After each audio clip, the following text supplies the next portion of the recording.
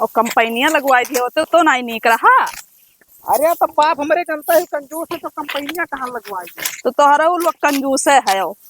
अरे तो हम कमाए जाए थे जब घर ही रही थे, गन्ना उन्ना का पैसा पप्पा जब देते ना है तो हम अपने पैसा लगा के करवाएगी। तो कमाए जाए नहीं चाहिए। जहाँ पे बहुत जल्दी ऐसे कटवाए रही है तो भाग जा दियस पर दियस। अब नाई काटे वाटे के मन का हाथ जा रहे हो कि नहीं। सही कहा थी दीदी, घाम लागत है। मैकअप कुल छूटा जात है। अब घाम लागी तो हरे बता दो तुम मत। घाम लागत है सही में। मुदीर क्या भाई तोरे मेरे को ज्यादा घाम लागत है हो। हाँ ओकर बर्फ का सिल्ली खवाओ के, बर्फ का सिल्ली खवाए के और लाई के उनके नरदाहे के टेंट लगवाए थे पूरे खेतवा में तब काटे। हमार मेकअप छूटा जाता कि नहीं।